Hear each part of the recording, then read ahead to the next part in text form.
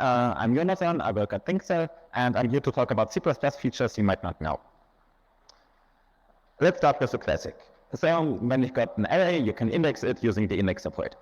But the way this is defined to work, so array index 17 is actually defined to be equivalent to array plus 17, and then you dereference that.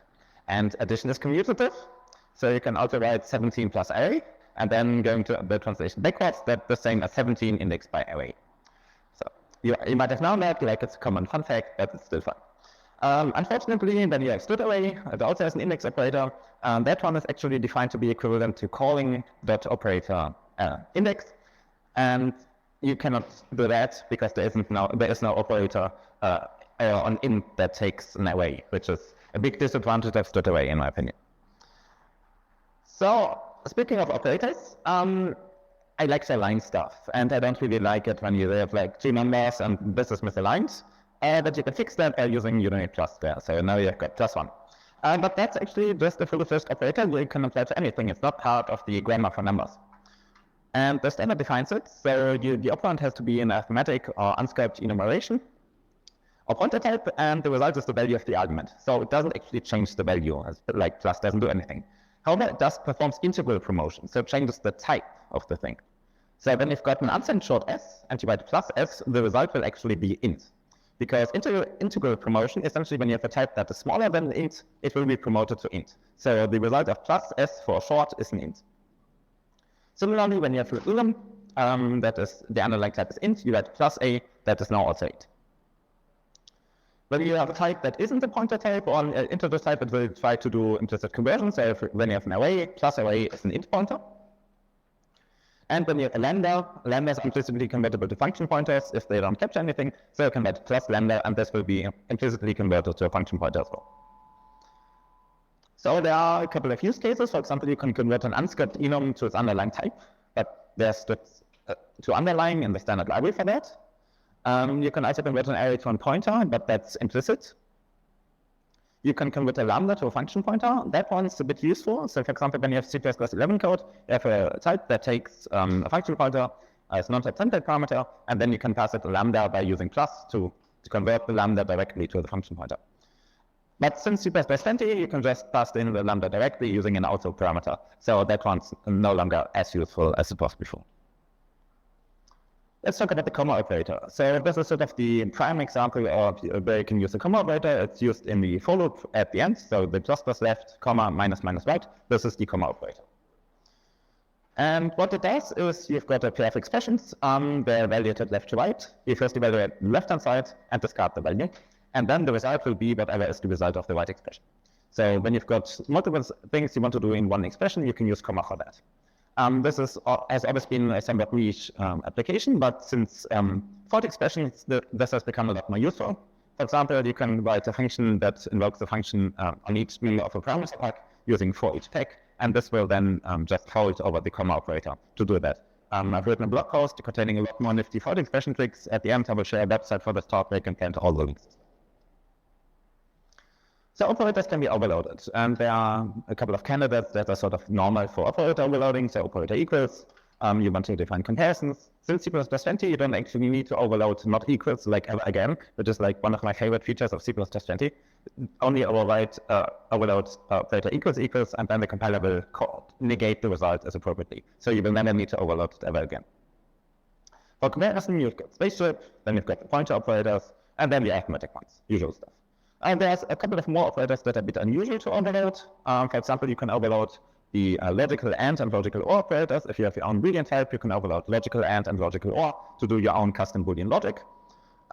There is a problem there. So the built-in, they short circuit. So if they will not evaluate the right-hand side if the left-hand side is already determines the result. And these ones don't before C++17. C++17 actually fixed the evaluation order. If you call an overloaded operator using the operator syntax, it will have the same evaluation as the built-in operator. So you can now safely overload the logical operators and get the same sequence behavior. I don't know whether you would need that though. Similarly, you can overload comma. This is really fun if you want to know your standard library and parameters. So just overload comma on your iterators, and then you can file back to the standard library if they accidentally call them, because they're not supposed to do that. So If you have time on your hand and don't like your standard library, try that. And then there's this operator. So what is that operator? Well, if you have a member function pointer, you can call it on an object using .star, and you can call it on a pointer using star arrow. So this will call a member function pointer and get the result.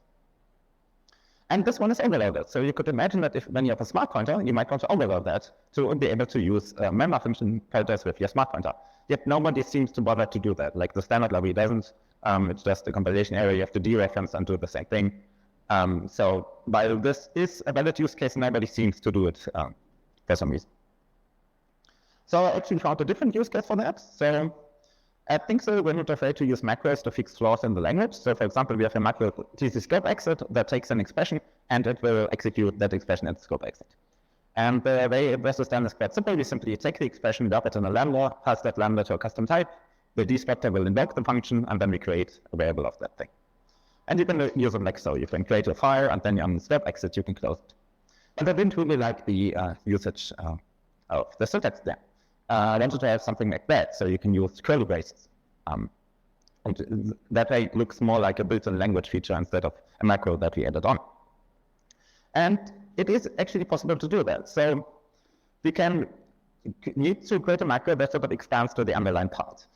We can create a lambda by simply taking coding basis and adding the capture in there. And then we need to somehow create a scope exit object by creating a text type and calling some binary operator. And so in the place of the question mark, we need a binary operator that has high precedence that is overloaded. And if you take a look at the operator precedence table, right where we will find star arrow at section 4. This is a binary operator, has very high precedence, and we can overload it and can use it like so.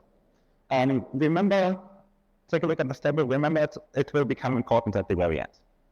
So we can use star arrow there, like so. So our make scope exit input overloads a star arrow, takes a function, constructs the scope exit object, and then we can create the macro like so. So let's talk about something controversial. Else if actually doesn't exist. First to prove, this is the grammar for the if statement. You've got an if with a condition at a statement, and you've got an if with a condition, a statement at else, and then another statement. There is no else if in there. So then write an actual else if. There isn't a built-in language facility for else if. What you're actually having is an else whose body is another if else. So writing something like that. So if your company has a policy of saying always braces around statements in the body of an if or an else, you're not following that guideline consistently because you're not write code like that, you use else if.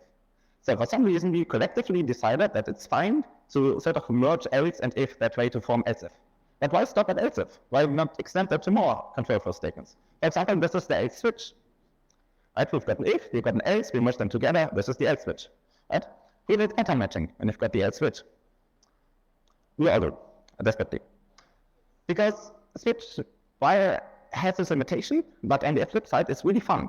So let's take a look at switch. So this is the switch statement. We got stuff, we've got the for crew in there to catch multiple things, and then we got the default clause. But did you know that the order actually doesn't matter at all? You can even put the default in front, which feels wrong, but it's totally fine. The compiler will pick the default if nothing else matters. Okay, it's selected. And you can even put statements outside of a case label, like so. So now we've got a random statement in there, and this is never going to be executed because we don't have any labels to jump there. But it's allowed, you can write that. So you can sort of like hide stuff in there if you want to for some reason. It's perfectly fine. You also having braces around the switch statement, and if you're having a single statement, you don't need braces. So this is a switch statement consisting only of a single statement with a bunch of labels. So if I is 1, 2, or 3, we will print it. And if I have anything else, and then like the second statement is after the switch. So this is the switch without braces because we're only having a single statement in there. It gets even weird because we can sort of merge the switch with other control flow statements. So here we've got a switch, and then we've got an if else, and they sort of smashed the two together. So when I is 0, we don't execute the if block because there's no label in front of the if block. Instead, we will directly jump to the case 0 and print there. So like the first half of the if is now actually executed because we sort of like we jumped there and merged them. There are 2 applications for this sort of thing. The first one is a classic web device. So this copies bytes from around, and it does loop enrolling, so it copies 8 at a time. But if you copy 8 at a time, you have no problem if your size isn't divisible by 8.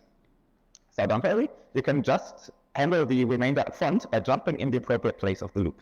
So if you are divisible by 8, you will just keep executing by 8. But if, let's say, you're 3 off division by 8, you will jump to the 3, do 3 increments up front, and then do repeatedly 8, which is not divisible, which is like a classic way to write a main copy or whatever. The other one is macro we use that think cell, so we want to guard, prevent that, like an assertion when the default case is reached. And we can use the switch that starts with the default and doesn't have curly braces. Inside the default, we're having an if true. So whenever we actually trigger the default case, we will enter the body of the if true and assert that we've reached the default case. We didn't want to do that. And then we've got the curly braces. They are now part of the else. And for everything else, we will jump to the label inside the else block of the if. And so with this macro, we've got a switch statement that will assert when we've reached the default case, which we use a lot. It's pretty cool. So let's talk a bit about floating points. So the standard array provides a fixed size integer type def, so int32. It also provides 2 variants, int least 32 and int fast 32.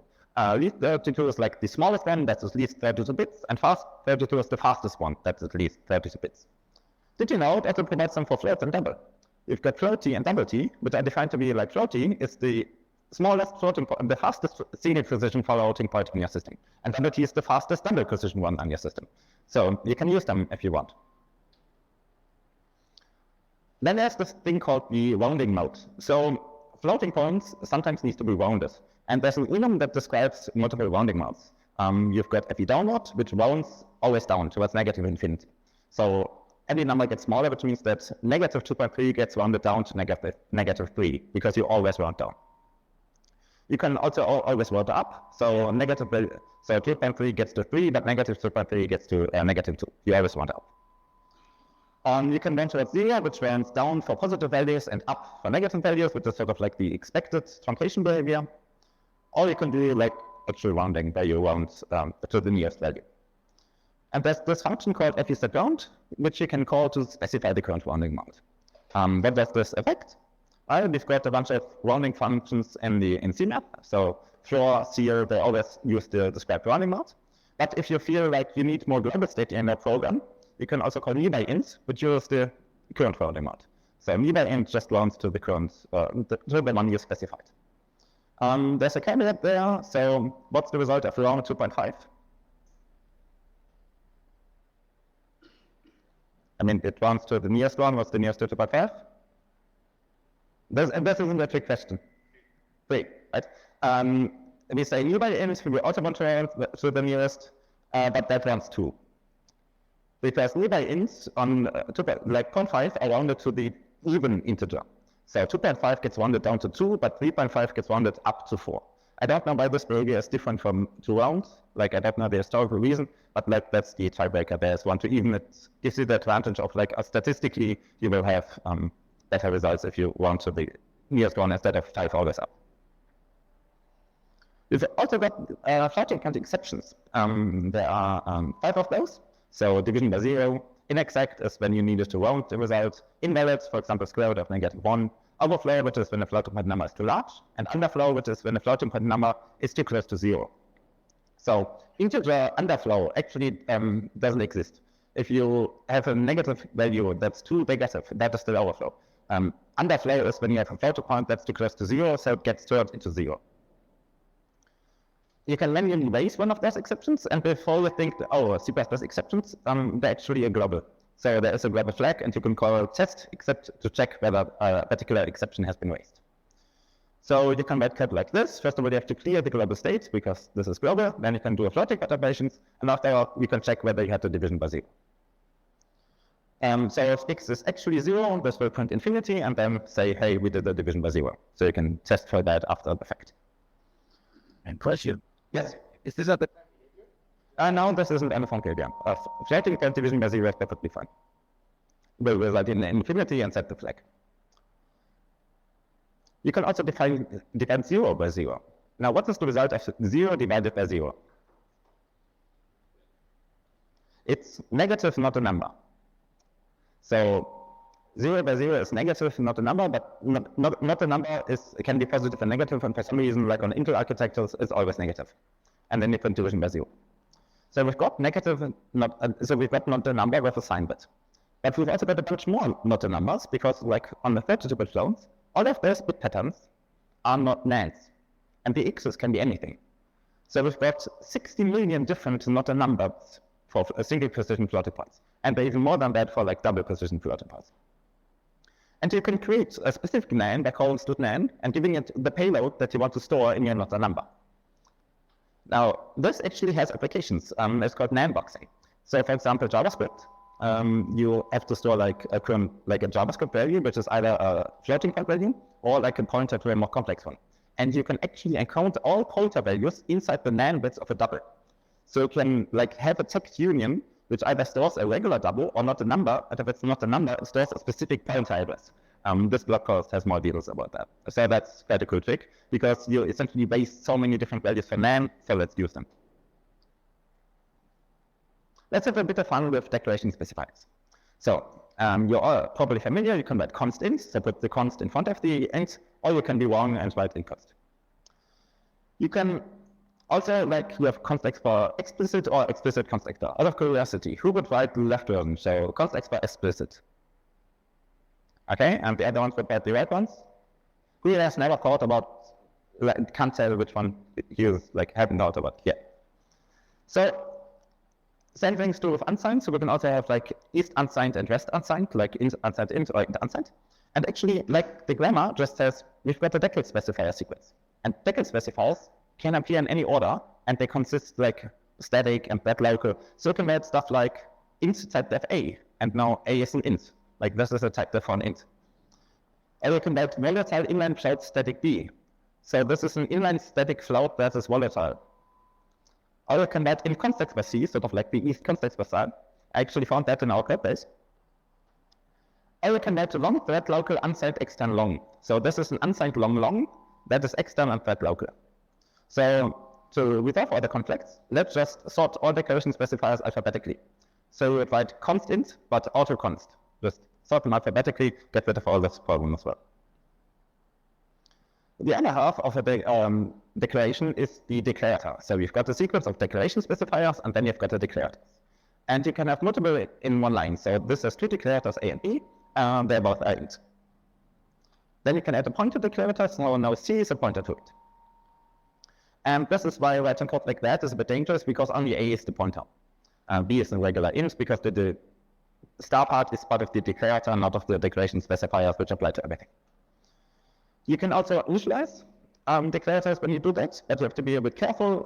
This one doesn't actually call the default constructor. This is now a function A that returns int. So you can declare functions in there, and you can go all out and declare functions with arguments. So now f is a function that takes an int and returns an int. And you can declare multiple functions in the same line, as long as they all return the same thing.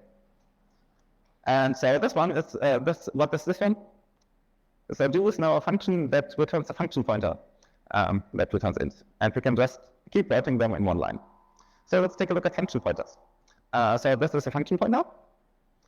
This is a function that returns a function pointer. You sort of put the function part in the middle of your declaration. This is an array of function pointers. You similarly put the array thing in the middle. And this is a lambda, and a lambda is implicitly convertible if it doesn't capture anything to a function pointer. So how do you write that conversion operator? Because that one doesn't compile. Like you cannot write operator and then function pointer. Okay, so maybe you put the operator part in the middle, write int operator, and then the empty parents, like that. But that one still doesn't compile, so you try a step like that. Okay, so maybe the operator in front, and then the parents in the middle. Still doesn't compile. Okay, what about that one? You put the star in front and then the operator int in there. NSVC actually accepts that, but the other compilers are like, no, that's weird. And you can keep trying more and more syntax, but the answer is you can't write a conversion operator to a function pointer. Like the grammar simply doesn't allow it. You cannot have a function pointer at this position.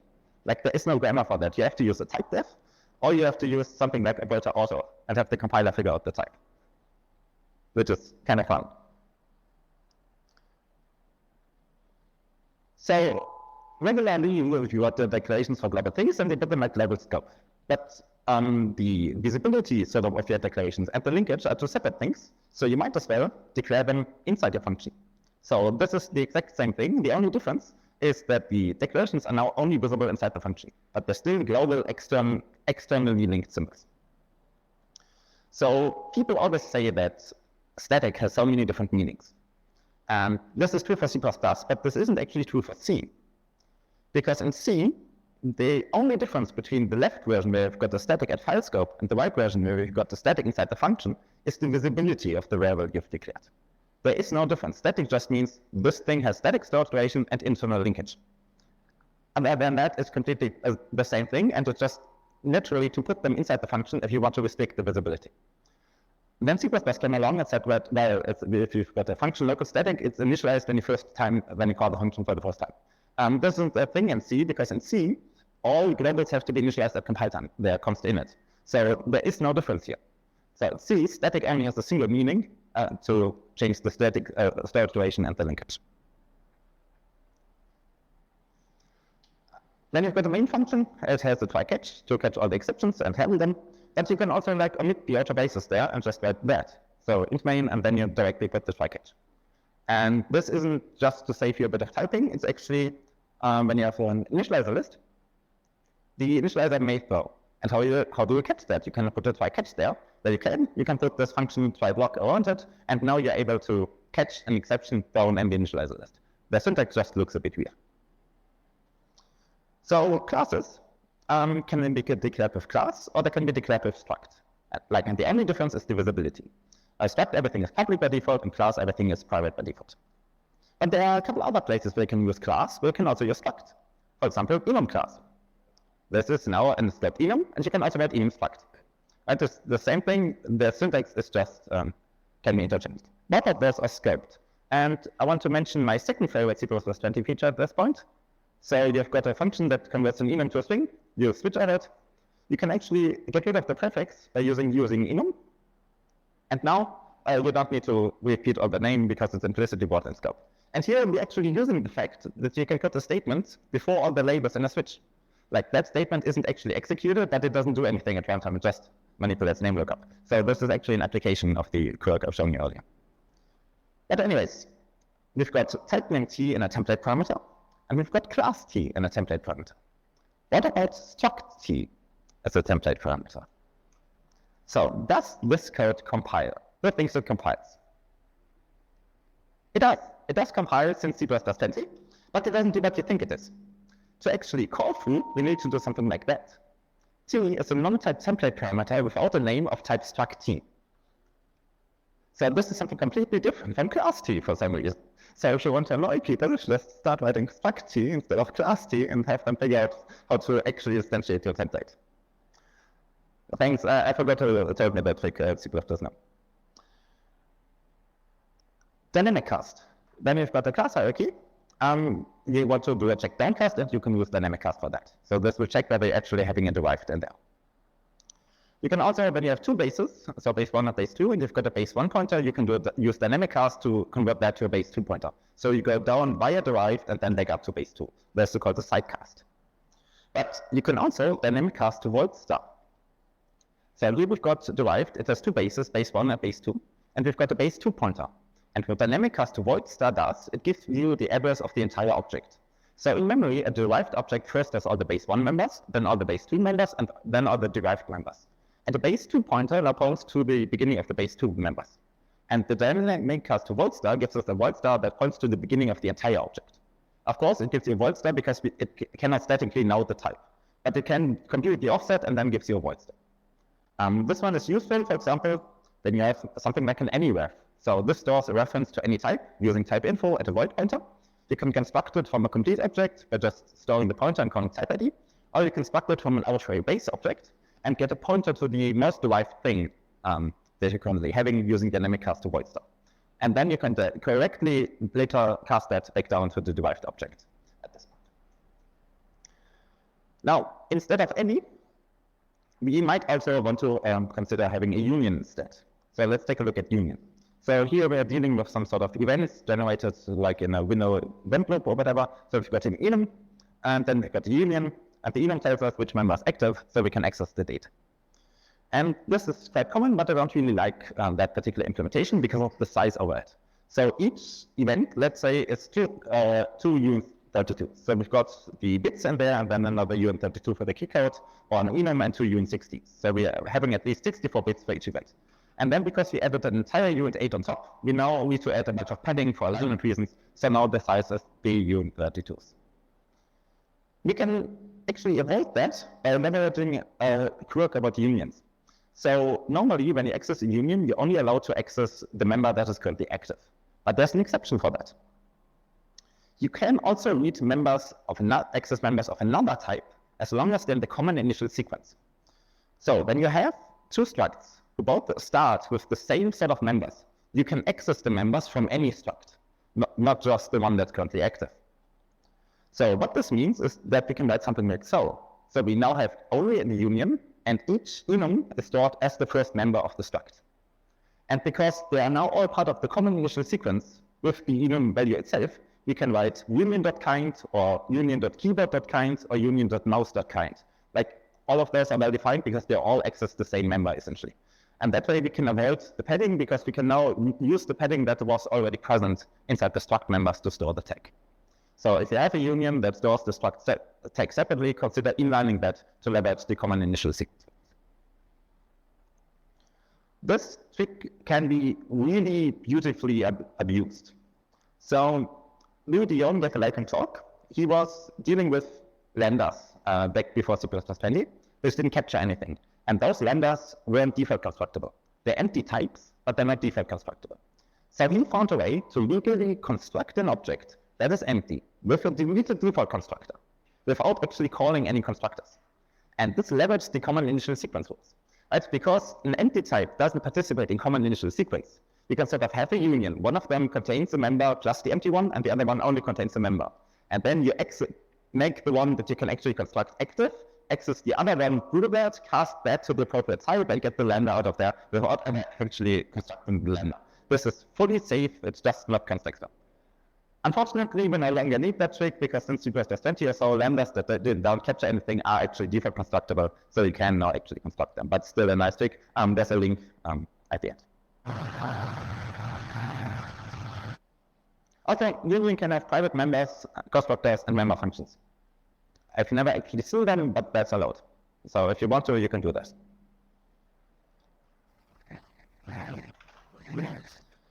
So the standard array provides a bunch of dynamically sized sequence containers. We've got vector of t, dec of t, list of t, and forward list of t. We've also got vector bool, which is technically like sort of a different container. And then we've got the val array of t. Now, val array of t is a bit of an overlooked container. It's the one that's an actual vector. So this one should have been called vector. So if you have a val array of floats, you can do arithmetic on it. And this will do component-wise arithmetic, so you can manipulate them to math with them. It even has advanced features. So for example, you can store an n times n matrix and then compute the trace using slicing. So we want to start with the first element and then offset them by n+1 to get all the diagonal elements, get a slice, which is another val array that contains those numbers, sum them, and get the trace. And val arrays have a bunch of cool properties. So for example, they offer a wide range of mathematical operations. They implicitly restrict. So the compiler is allowed to assume that no two val array objects are alias each other, which can allow them like optimizations. You don't have to reload them all the time.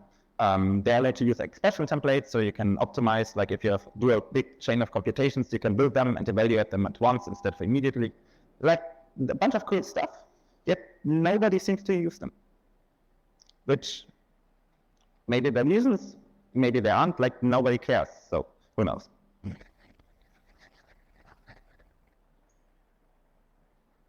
This is a one-time error. This is the full interface of one-time error. So we can give it a string, and that string is then returned in what? So we can say, hey, I want to throw std one-time error format, give it a string, and get that back out and the call set. Now there's something odd about this interface. Can you spot what that is?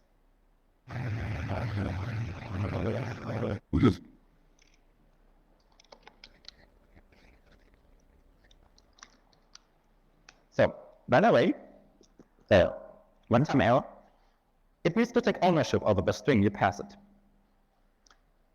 So it can return because this is a temporary. Yet the copy and copy assignment is no except.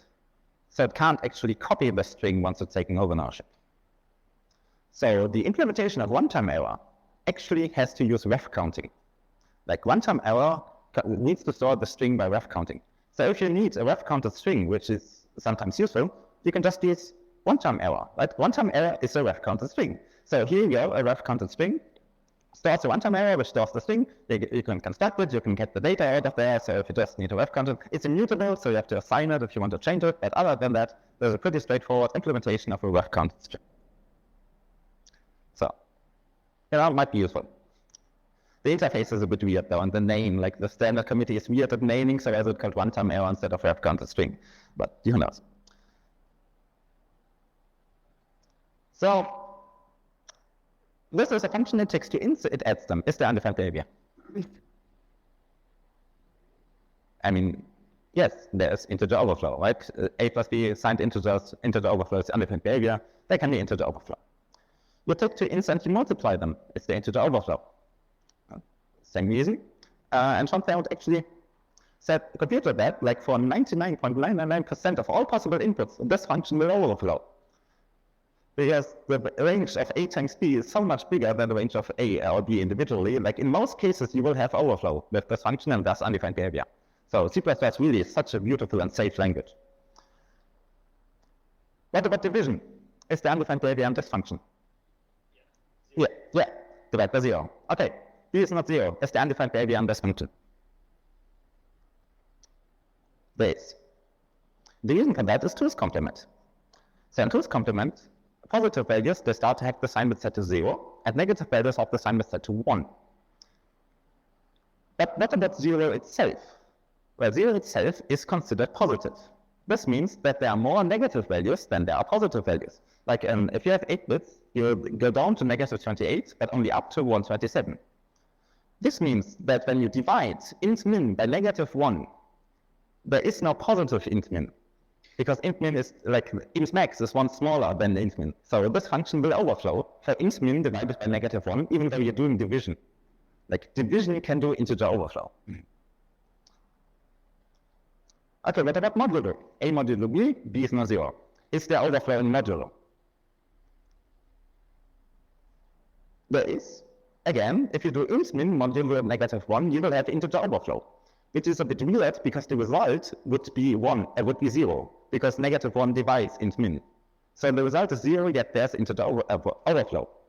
And the answer for that is that the standard says that if A divided by B is undefined behavior, then also A modulo B is undefined behavior. So int min divided by negative 1 is undefined behavior, so also modulo is also, even though the result would perfectly fit into the result. And the standard doesn't do that because it doesn't like you. There is an actual reason if you look at the assembly code. So A modulo B generates this assembly code, which uses the idif instruction. And idif computes both division and modulo, and then just returns the appropriate path. So you cannot compute the modulo without also computing division, which will have the overflow. And on ARM, it's even more obvious, because there is no modulo instruction on ARM, is that the compiler computes modulo by doing division, multiplying it back, and computing the difference. So obviously, if division already overflowed, this will overflow as well. So A modulo B has the same integer overflow as the other ones. And that's even very funny if you look at it in the debugger. So you do modulo, you will get the overflow, and then LMDB says you've got an integer division by 0, which is absolutely not what's happening here. So that confused me for a while when I went to this. So, thank you. So I want to close this talk with my favorite C++ question. This is a tweet from Richard First, a while back. So what does the following code print? Just think about it for a while, we will then break it up.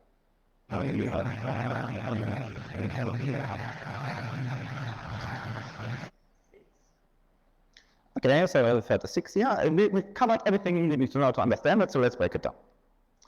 So effectively, we've got a string literal. 2, 3, 4, 5, 6 is a string literal.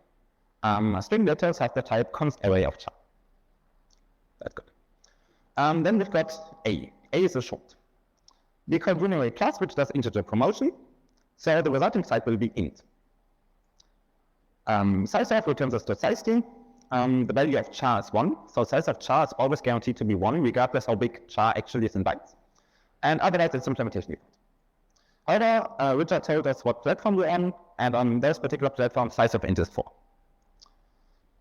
So now we are using the built-in index operator, that is commutative. So we're writing 4 index into the string, that's the same as 2, 3, 4, 5, 6, index by 4, and the result is 6, as we already said. And if you look at the file results, 6, final answer, most results, obviously the correct one. Just to double check, let's run it, and as expected, it prints 1. So you might not know who Richard Smith is.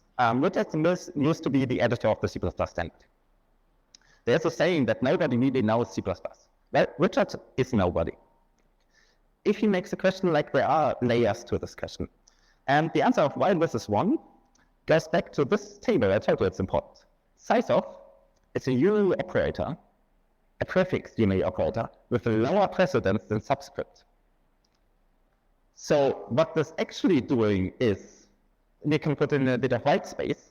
It's that. Let's put braces. We're computing size of the index operation. And the result of the index operation is a char, and size of char is defined to be 1. So this program is actually perfectly portable all along, and it's always guaranteed to print 1.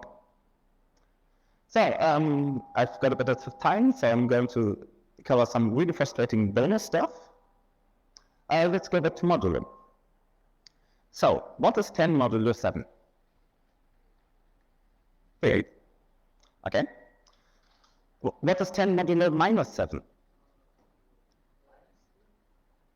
No, it's still 3, because minus 7, like it goes negative 1 times into 10, and then the remainder is still 3. What about minus 10 modulo 7? Minus 3. That's interesting. So modulo is defined to do like integral division of a divided by b. And this is sort of the defining equation for modulo and integer division. You divide a by b, you multiply it back, and then you add the modulo, and then you get back to a. And also, modulo has to be, like an absolute value has to be smaller than b. This is the properties they have to fulfill, and there's a bit of leeway here when dealing with negative numbers. And it all comes down to how do we round a divided by b. So if we use truncation, we will round a divided by b towards 0. So 2.3 will be 2, and negative 2.3 will be 2. That means that the remainder, just by following the formula, follows the sign of a, which means it's either between 0 and a, or like if a is negative, between a and 0. So just following the formula, the remainder sometimes has to be negative to make that one work. You can use float division, then you will always round down to int min, and then the remainder will follow the sign of b. So again, just following the formula, which means that we either have 0 or a, or negative a to 0, depending on the sign of b. You can also do serial, then the remainder has the sign opposite to b. Or you can do actual rounding, then the remainder is either positive or negative, depending on if you round down or up. And it's in the interval minus b half to positive b halves. Or you can do Euclidean division. There you will round, depending on the sign of the thing you're dividing, to essentially guarantee that the remainder is always positive. So then you've got a remainder that is between 0 and the absolute value of a. And depending on which algorithm is used, you get wildly different answers. But luckily, only 3 matter in practice. So truncated, which is the one C++ is using, float, which is, for example, used by Müller and a couple of other languages, or Euclidean, which is used by Dart as default, and some couple other languages, also math people like Euclidean. So for positive values, they all agree. If one of them is negative, if you use truncation, 10 divided by negative 7 will be truncated down to negative 1, which means the remainder is 3. If you use float division, 10 divided by negative 7 will be rounded down to negative 14. So 10 divided by negative 7 is negative 2. And then you have to add in, like a subtract, add negative 4 back to get the actual result. And with Euclidean, we've got the same thing as with float division. If you have the sign on the other way around, now minus 10 divided by 7 is negative 1 still, because you truncate towards 0. And then that means the remainder is negative 3. Because negative 1 times 7 is negative 7, you have to add a negative 3 to get down to negative 2. With float division, minus 10 divided by 7 is negative 2, so that's negative 14. Then you have to add in 4 to get to negative 10. And with Euclidean, you've got the same thing, so minus 2 because you want the remainder to be positive. And with float, you've got the missing option here, so minus 10 divided by negative 7 is 1 in C++, and so you get a remainder of negative 3. If you use third division, you also want to get a remainder of negative 3. But we want to include in remainder is always positive, so the result has to be 2, and you add in back the 4. And depending on what you're doing, like all of those are completely reasonable answer, which you might want to do. Especially Euclidean is really convenient because essentially it guarantees that you're always in the positive result of the remainder. But that means then for consistency, I feel like the division result has to be a bit off if you comment it from a C++ text. So, with that, let me go back. I'm done with my talk. Thank you very much for your attention. If you promise me not to use some of the tricks I've shown you, you're welcome, like we're hiring, feel free to apply. And you will find all the slides and the links at that URL, and I have time for questions. Thank you.